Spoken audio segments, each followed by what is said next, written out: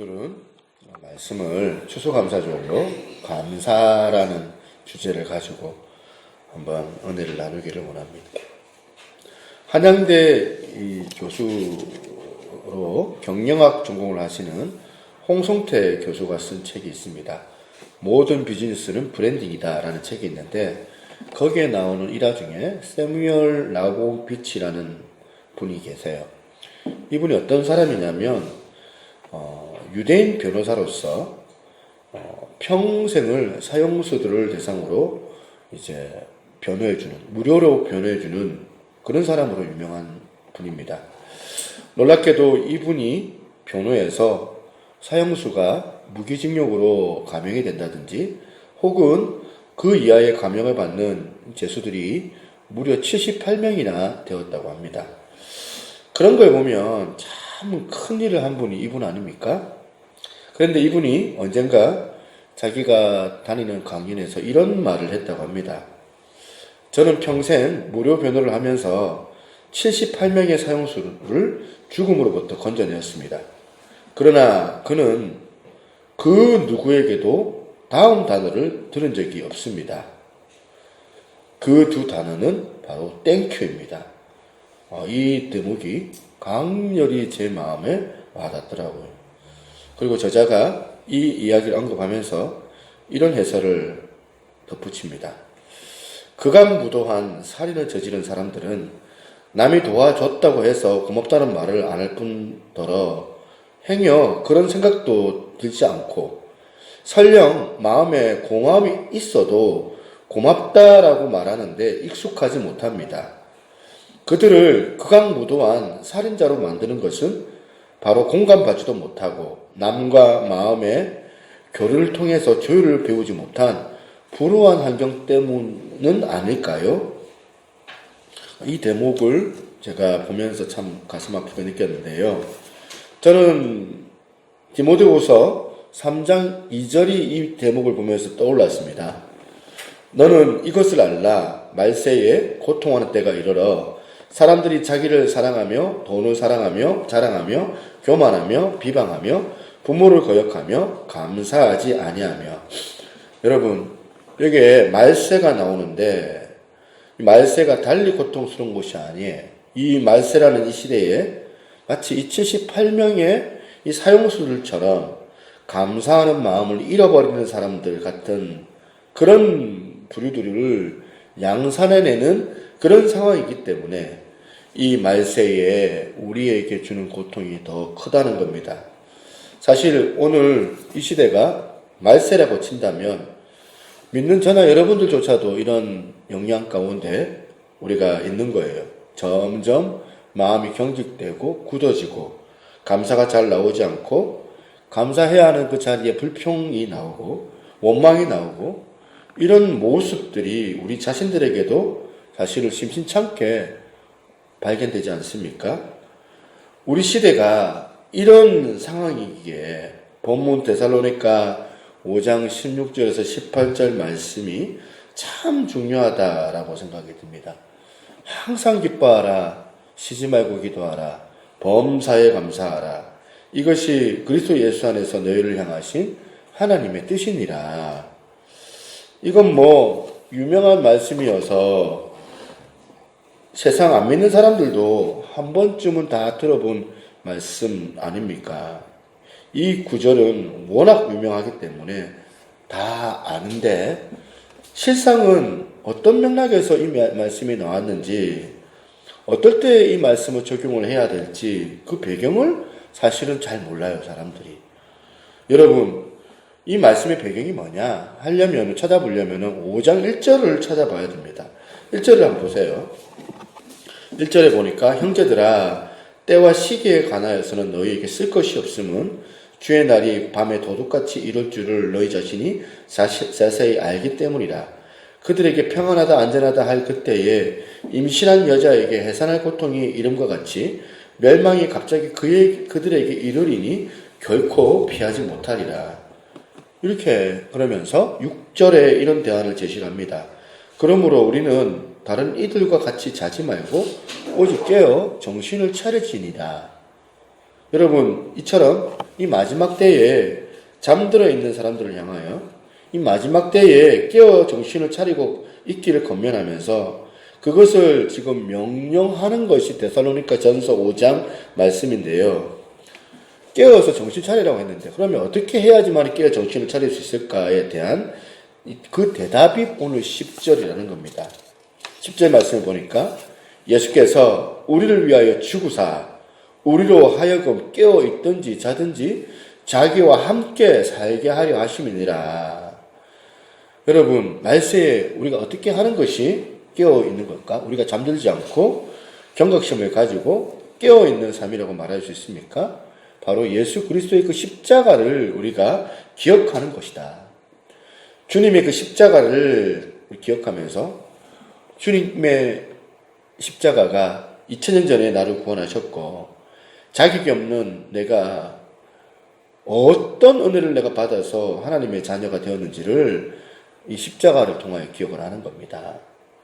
그리고 거기에만 그치는 것이 아니라 이제 내 남은 생애는 이제 내 멋대로 살아가는 것이 아니라 내 주인 되시는 주님과 더불어 동행하는 그런 주님을 의지하며 살아가는 그것이 바로 데살로니가 전서 5장이 말하는 깨어있는 삶이다.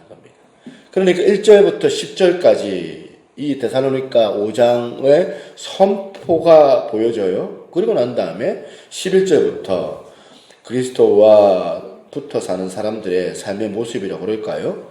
그 삶의 태도에 관해서 쭉쭉 열거를 하고 있는데 오늘 그 중에 하나가 바로 오늘 본문 16절부터 18절의 말씀이다라는 거예요.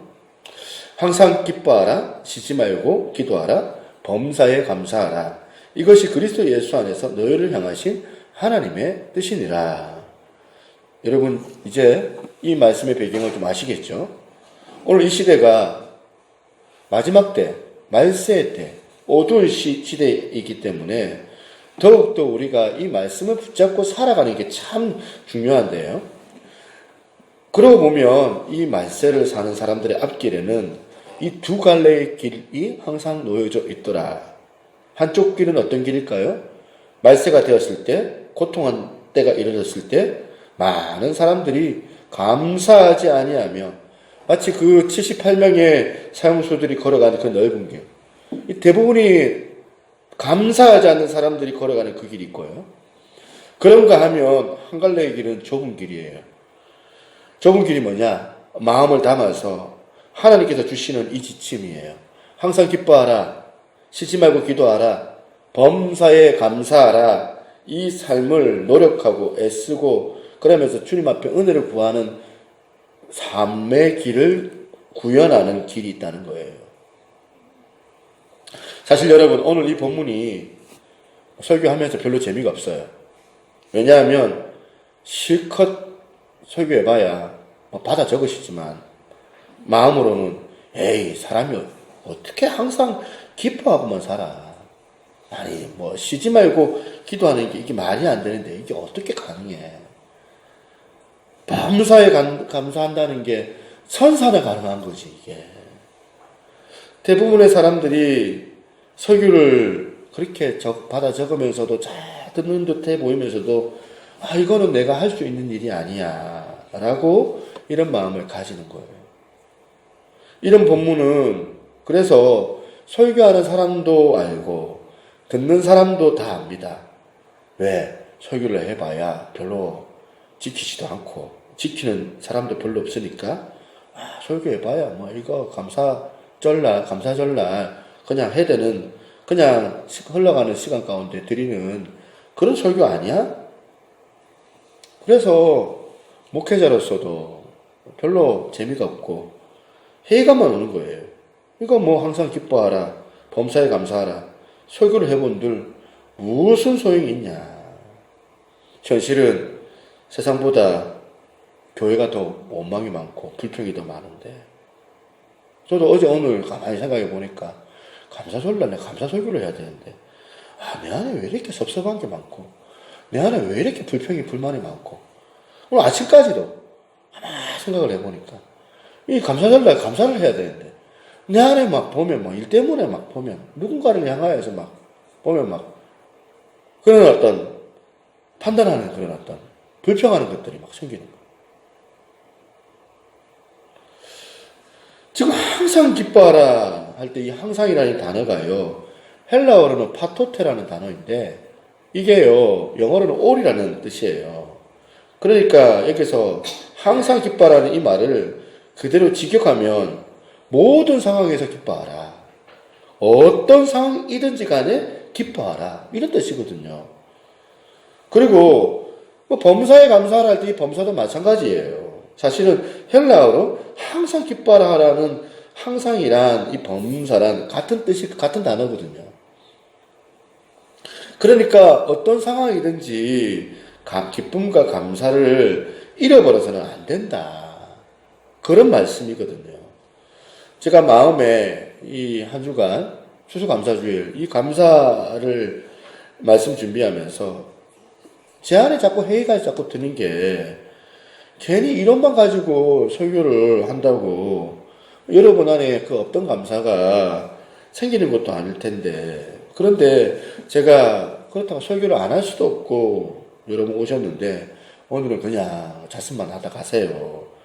오늘 제가 설교 안 합니다. 그럴 수도 없고.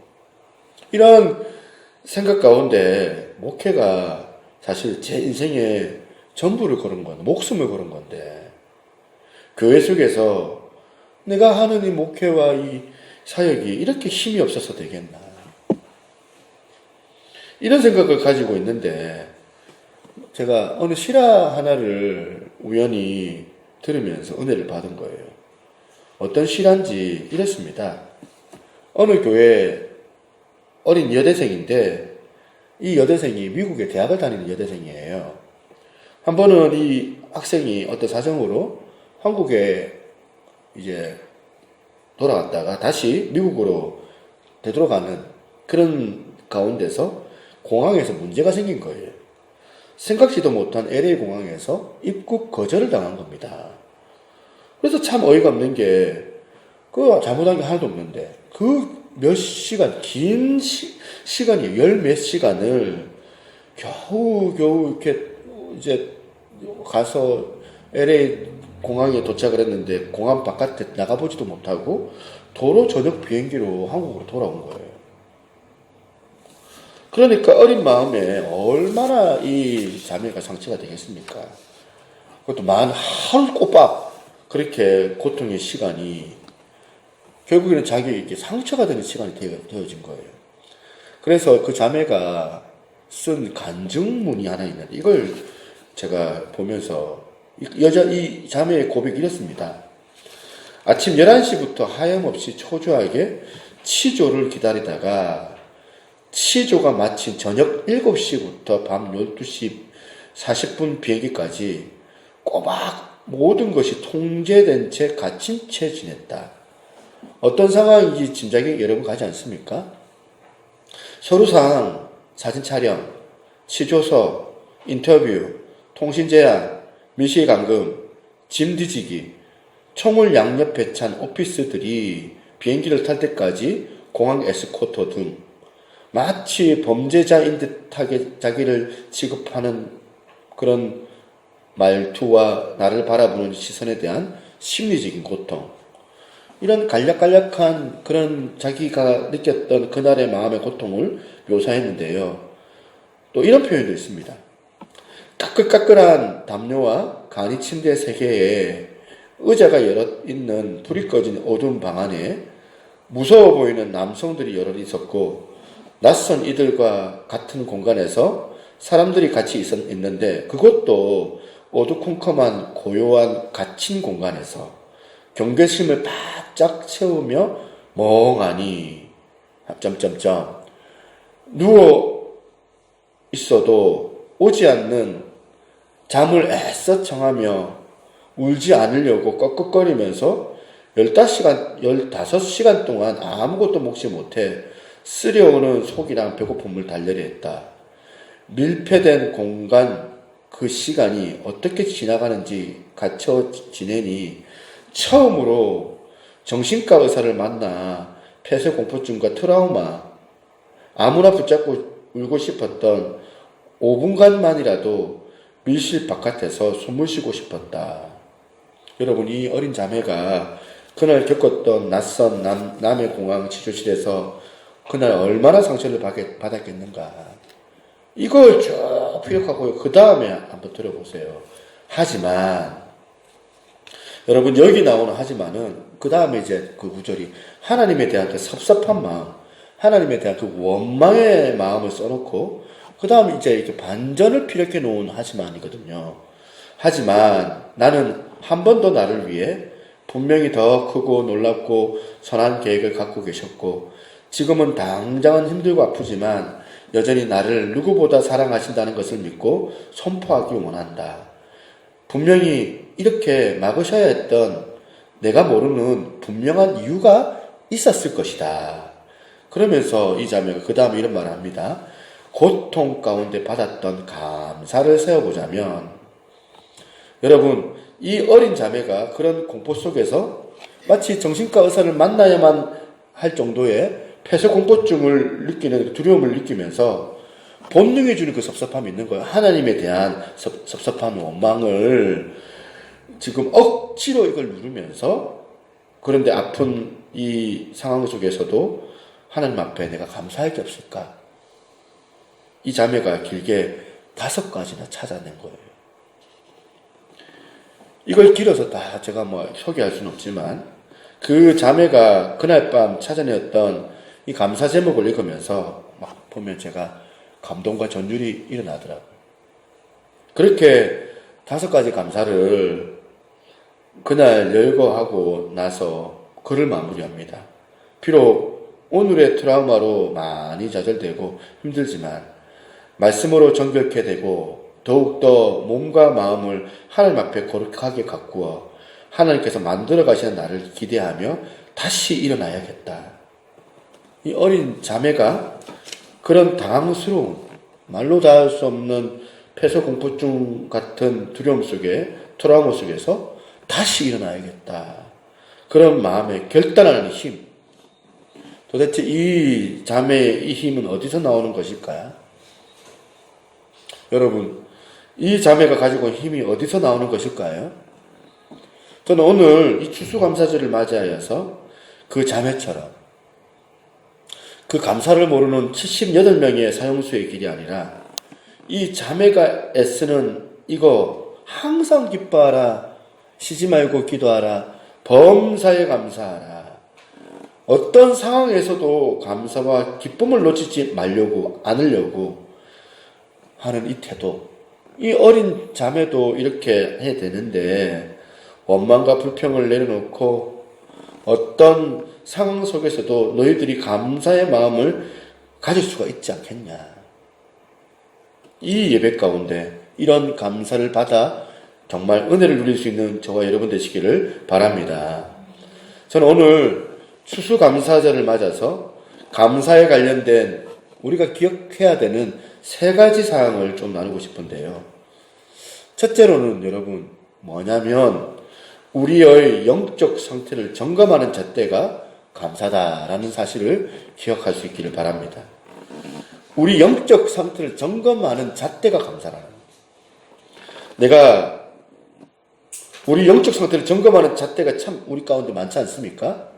내가 기도 생활을 얼마나 많이 했느냐, 일주일 동안 성경을 얼마나 많이 읽어냈느냐, 나는 새벽 기도를 나가고 있는가, 여러 가지 우리가 점검할 수 있지만 많은 잣대가 많을 수 있지만 이 중에 하나, 나는 지금 감사가 얼마나 내 마음속에 흘러가고 있는가.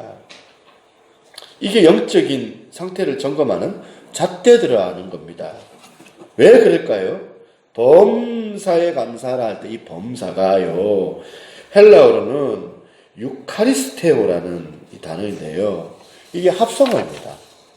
감사는 이 헬라어로 이거는 좋다라는 뜻이고, 그리고 카리스 많이 들어보셨죠? 은혜라는 뜻이에요. 그러니까 은혜가 좋다, 이 합성어거든요. 그러니까 오늘 본문에 나오는 이 범사는 범사에 감사를 할 때 이 범사에 감사라는 어떤 감사냐면 그냥 월급이 올라가고 감사하고, 그냥 좋은 집 사가지고 좋은 차 사가지고 감사하고, 우리 아들이 막 100점 맞아가지고 감사하는 이런 감사가 아니에요.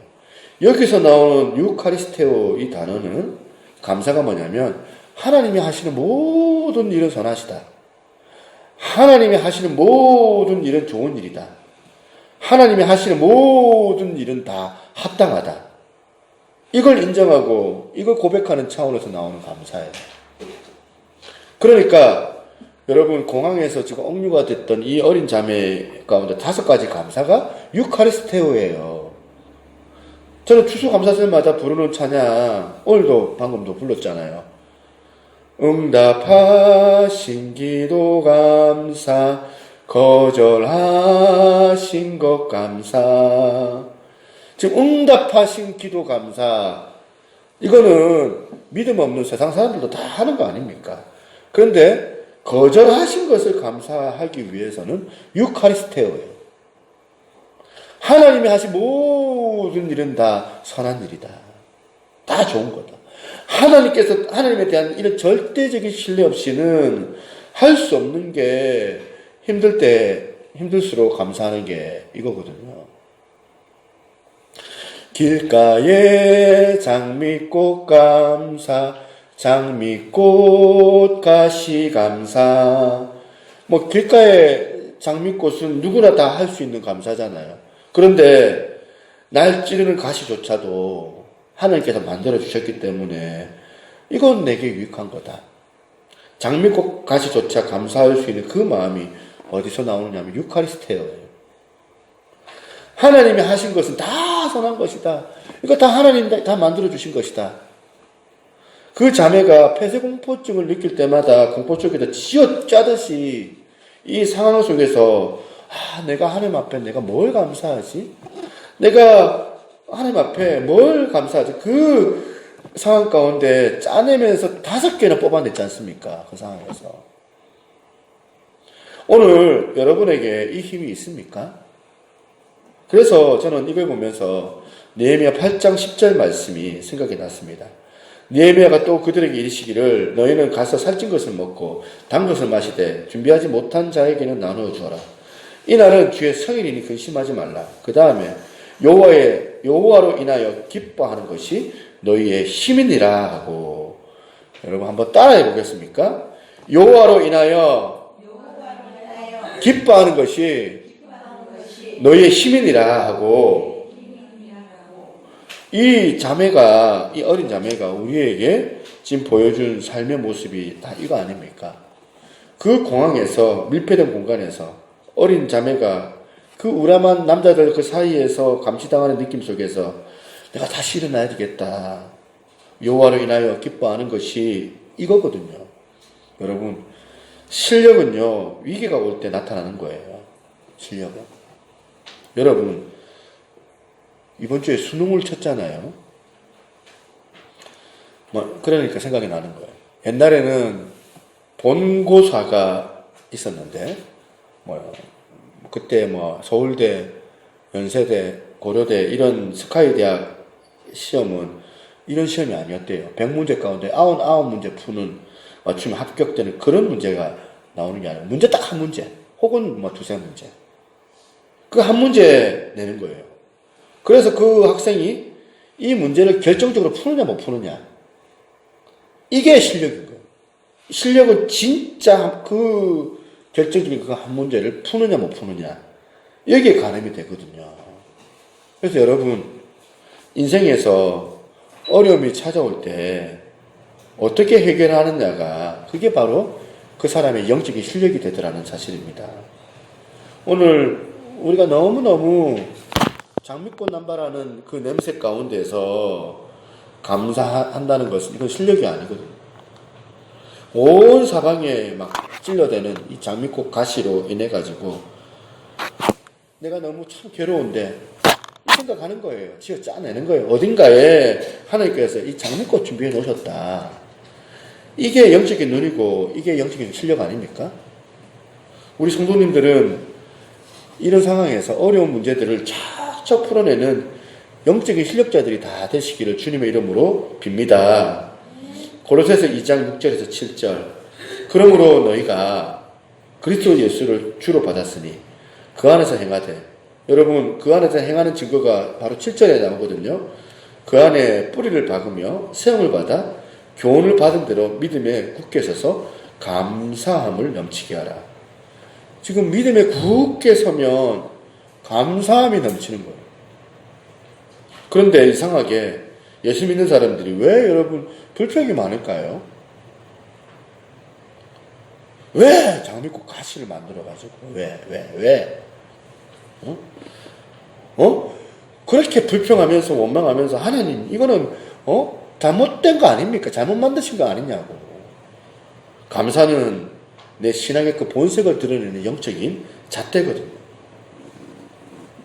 그런가 하면 두 번째 감사는 감사의 의미가 뭐냐? 훈련을 통해서 이루어진다는 이 사실을 기억해야 된다는 사실입니다. 그렇기 때문에 우리가 감사하려고 애를 써야 돼요. 감사하기를 애를 써야 돼요. 그냥 내 본능에다 맡겨놓으면 안 된다. 그런 차원에서 오늘 본문을 보세요.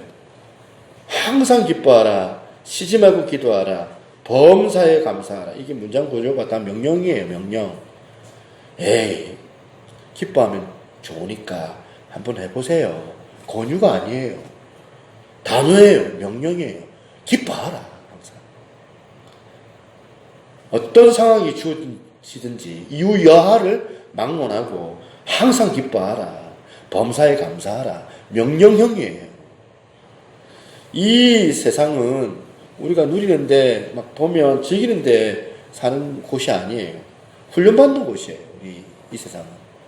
그 중에 어떤 걸 훈련받냐? 감사를 훈련받는 곳이에요. 억지로라도 여러분 감사해 본 적이 있어요?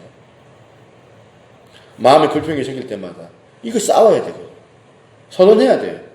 섭섭한 마음이 있을 때마다 싸워야 돼요. 내 본능이 있는데 내 본능에다가 내 마음을 맡겨놓지 말고 내 마음에 막 섭섭한 마음이 들고 막 울분이 일어날 때 마음을 다스리라는 그 명령이 바로 오늘 데살로니가 5장 16절 18절 말씀이에요. 이게 주님이 나에게 주신 명령이다 생각하고 감사거리를 찾아보는 거예요. 감사는요 감정이 아니라 훈련이에요. 저도 이제 목회를 하다 보면 이제 한 번씩 이 사나이 순정을 보면 막 짓밟는 경우가 있거든요. 나는 이런 마음으로 호의를 베풀어 갖고 이렇게 보면 대하려고 애를 써가지고 이렇게 내가 한 건데 그걸 받아들이는 쪽은 막 왜곡이 돼가지고 막 오해를 하고 막 그래가지고 그걸 미숙한 사람들은 또 오히려 그걸 가지고 막 보면 가짜 뉴스로 막 다른 사람들한테 막 보면 오히려 막 호도를 해가지고 막 교회를 무너뜨리는 그런 어떤 모습들을 내가 보면서 막 가슴이 너무 아픈 거예요. 그러면서 그럴 때마다 막 화도 나고 막 당장 막 전화해가지고 막 따지고 싶고 그때마다 꼭 참고 어떨 때는 막 보면 한 바퀴 돌아요. 그냥. 화를 다스리려고 한 바퀴 돌고 그러면서 성경을 보면서 곰곰이 감사거리를 생각을 할 때가 있어요. 옛날보다 뭐 지금은 조금 더 제가 하나님 앞에 좀 온전히 조금 세워지는 것 같아서 옛날에는 막 그거 막 못 참아가지고 막 어쩔 줄 몰랐는데 그거 막 참아내는 막 일들을 하는 거예요. 그렇게 막 보면 하나님 앞에 생각을 하면서 그래도 우리 교회에 이렇게 다른 분들 헌신하시고 참 주의 일을 열심히 하시는 정말 이런 분들을 보면서 그리고 정말 젊은 목사 그럼에도 목사라고 세워주고 귀하게 여겨주는 이런 분들 보면서 내가 감사하려고 했어요.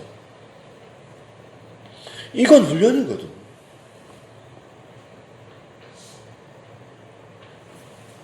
마지막 세 번째 감사와 관련된 한 가지 더 기억할 게 있는데 내 속에 있는 이 감사를 입술로 표현해야지만 그게 완성이 되더라. 누가복음 10명의 나병 환자 이야기가 나오잖아요. 누가복음 17장 12절부터 16절에 보니까 한 마을에 들어가시니 나병 환자 10명이 예수를 만나 멀리 서서 소리를 높여 이르되 예수 선생님이여 우리를 불쌍히 여기소서 하거든. 그렇게 절박한 나병 환자들을 보시고 고쳐주시는데 뭐라고 지금 명하시는가 보니까 14절 보시고 이르시되 가서 제사장들에게 나의 몸을 보이라 하셨더니 그들이 가다가 깨끗함을 받은지. 어떤 상황인지 여러분 이해하시겠죠? 이 10명의 나병 환자들이 제사장에게 몸을 보이러 가다가 나중에 보면 그 몸이 나았거든요. 그랬더니 마음이 바뀐 거예요. 화장실 들어갈 때하고 화장실 나올 때하고 다른 것처럼. 이 9명의 이 환자들은 그 나은 그것만 좋아가지고 그냥 집에 돌아가쁜 거예요. 그래서 딱 한 명만 주님께 돌아와가지고 감사를 표현합니다. 그랬더니 지금 주님께서 하시는 말씀을 한번 보십시오. 그 중에 한 사람이 자기가 나은 것을 보고 큰 소리로 하나님께 영광을 돌리며 돌아와 예수의 발 아래로 엎드려 감사하니 그는 사마리아 사람이라. 그랬더니 17절을 보세요. 예수께서 대답하여 이르시되 10사람이 다 깨끗함을 받지 아니하였느냐? 그 9은 어디 있느냐? 그리고 중요한 말씀을 하십니다. 19절에 그에게 이르되 일어나 가라. 내 믿음이 너를 구원하였느니라 하시더라. 여러분, 결과적으로 이 9명은 몸만 고치고 끝. 그런데 이 한 사람은 몸도 고침을 받고 영혼도 구원받았습니다. 근데 여기서 오해하시면 안 되는 게 뭐냐면 감사가 그 구원을 만들어냈다는 뜻이 아니에요. 제가 이 상황을 가만히 보니까 여러분, 나머지 9사람은 육신의 고침을 받은 것으로 그냥 머물고 주님과의 그 관계가 더 이상 연결이 안 됐는데 이 한 사람은 감사하기 위하여 주님 앞에 나오면서 그 감사의 재료가 있었기 때문에 예수님과의 그 관계가 연장될 수 있었던 거고 그것이 이 사람의 영혼을 구원해내는 재료로 쓰임받았다는 거예요. 이 감사가. 그러니까 여러분, 교회 안에도 보세요. 이 9명의 나병 환자가 얼마나 많이 있습니까? 육신의 필요를 따라서 이거 주세요, 저거 주세요. 한 명의 이 나병 환자의 정신이 우리 가운데 필요한데 그 도구가 뭐냐? 감사예요. 이 이야기의 파장이 걱정이 돼서 이거 안 할랍니다. 넘어가겠습니다. 자,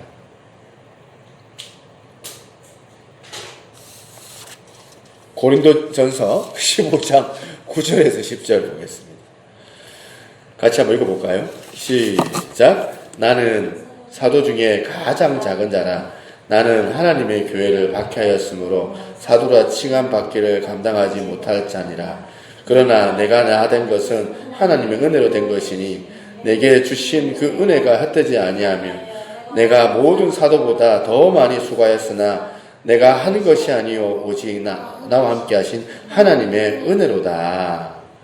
이 감사하는 이 바울의 모습을 보면서 우리 마음도 주님 앞에 이런 감사가 있으면 좋겠다. 내 생애에 가장 행복했을 때가 언제였냐 생각해 보니까 가만히 생각해 보니까 제가 첫 사역 나갈 때 전도사로 제가 결혼을 했거든요. 제가 신학교 1학년 때 27대 결혼을 하고 이제 우리 집사람이 당시 사역 돼야 되지 않을까 그런 제안을 하시길래 제가 이제 우리 그 신학대학 그 공고에 있는 김해에 있는 어느 교회에 제가 이력서를 넣었더니 저보고 오라고 쓰겠다고 한 번도 신학생으로 이래본 적이 없는데 오라면서 그래서 갔더니 막 새벽기도 나오냐고 그러고 새벽기도 못 나가고 갔는데 새벽기도 나간다고 그러고 하는데 그 김해 저 삼방동 진해동입니까? 삼방동입니까? 저까지 막 버스를 타고 가면 거의 1시간 반 걸려요. 그 1시간 반 그 타고 우리 집사람이랑 둘이서 왔다 갔다 했던 기억이 나거든요. 주일날에는 저 덕천점에 있는 우리 처가에 토요일날 하룻밤 자고 우리 장인 어른께서 그 7시에 일어나가지고 우리를 태워다 줬던 1년 동안 태워다 주시더라고요. 태워다 줬던 그 기억이 나요. 첫 사례를 받았는데 그 사례가 얼마나 감사하든지 우리 집사람하고 합의를 봐가지고 이 사례비는 딱 하나님 앞에 다 드리자. 내 같은 사람을 전도사로 써주시고, 내가 너무 감사한 거. 그래가지고, 막 아무 생각 없이 그냥 사례비를 그냥 헌금함에 그냥 넣었던 기억이 나거든요. 이렇게 간증할 수 있으니까 너무 좋은 것 같아요. 그때 만약 그렇게 안 했다면, 이런 간증도 없었을 텐데. 그때 그 감사. 그때 형편이 더 부살이 하면서. 그때 아무것도 모르는 20대 초반, 20대 이제 막 이제 중반 이제 칸 넘어가가지고 못 모르고 막 살아가는. 얼마나 갈팡질팡했겠습니까? 그 가운데서 보면 아무 어떤 대책도 없이 결혼해가지고 서로 좋다는 거예요. 사랑이라는 그 이유만으로 결혼해가지고 나한테 결혼한 우리 집 사람도 대단하다. 아무것도 없는데 나한테 결혼 안 하겠다고. 지금 생각해보면 까마득한데 깜짝 놀랄 만한 일인데 그때는 왜 결혼하겠다 했는지 모르겠어요. 근데 그때는 그런 감사가 있었어요. 주님 앞에. 느헤미야 8장 10절 여호와로 인하여 기뻐하는 것이 너희의 힘이니라 하고. 여러분 이 말씀을 가지고 사역자들 제가 참 어떤 조건이나 환경이나 이런 것들은 우리 여러분들한테 제가 해줄 말이 하나도 없어요. 사실은 해줄 말도 없고 좀 더 대우해드려야 되고 좀 더 나은 환경이 되어야 되는데 그러지 못하는 상황 가운데서 제가 여러분들과 함께 일하자고 막 요구하고 푸시를 가하고 막 부담을 주고 뭐 이런 것들 있잖아요. 참 보면 참 우리 교회 사역자들 있는 것 자체가 참 감사한 일인데 막 거기에 막 더 요구를 하고 이러지 말라고 하면서 막 전도사가 이러면 안 된다면서 막 얘기하고 그럼 여러분들 마음을 막 이제 힘들어가지고 막 그럴 거 아니에요.